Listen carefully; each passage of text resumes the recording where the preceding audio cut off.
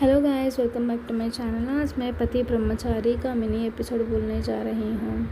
इस एपिसोड की शुरुआत में इंट्रोगेशन सीन से होती है, जहाँ आईएएस ऑफिसर सूरज दो बच्चे उठाने वाले गुंडों से पूछताछ कर रहे होते हैं। जब गुंडे अपना मुंह खोलने से मना करते हैं तो सूरज एक बड़ा कदम उठाता है। वो इंस्पेक्टर से बंदूक लेता है और सीधे गुंडे पर गोली चला देता है। गोली गुंडे के कान के पास से निकल जाती है। सूरज के इस खौफनाक रूप को देखकर गुंडा डर जाता है और सब कुछ उगल देता है।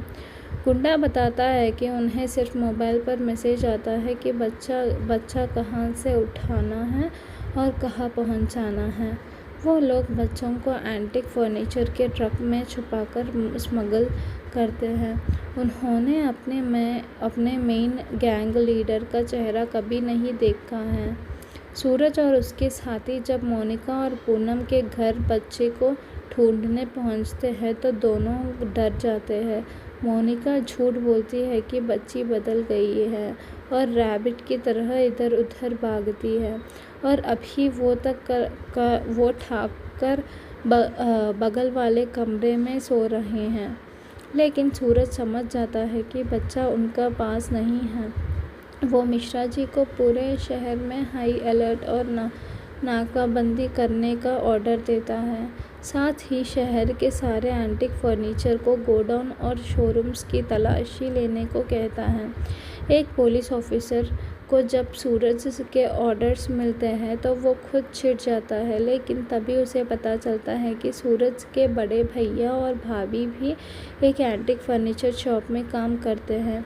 इससे पहले एक लोकल आदमी मोनिका और पूनम के पास आकर उसका मजाक उड़ाता है और चाय मांगता है। मोनिका उसे बताती है कि उनकी गरीबी के दिन ख़त्म होने वाले हैं, क्योंकि उन्हें एंटीक सामान लाने और ले जाने का एक बड़ा काम मिल गया है जिसमें अच्छे पैसे मिलेंगे। ये सुनकर गुस्से वाला पुलिस ऑफिसर खुश हो जाता है कि अब सूरज के परिवार वाले ही इस केस में फंसेंगे और सूरज का घमंड टूटेगा। दूसरी तरफ ईशा सूरज से पूछती है कि वो उसे सजेशंस को इग्नोर क्यों कर रहा है, जबकि उसकी वजह से ही दोनों बदमाश पकड़े गए हैं। सूरज गुस्से में ईशा को डांटता है और कहता है कि उसकी इस बेवकूफ़ी की वजह से आज उसकी जान जा सकती थी। वो पूछता है कि अगर उसे कुछ हो जाता तो। ईशा को लगता है कि सूरज को उसकी परवाह है, पर सूरज बात घुमाता हुआ कहता है कि उसे अपनी पोजीशंस की परवाह है, क्योंकि अगर ईशा को कुछ होता है तो इंक्वायरी उस पर बैठती है। ईशा अपनी गलती मानती है और प्यार से सूरज को सॉरी बोलती है और कहती है कि आगे से वो हमेशा अपने बॉस सूरज के ऑर्डर्स ही फॉलो करेगी।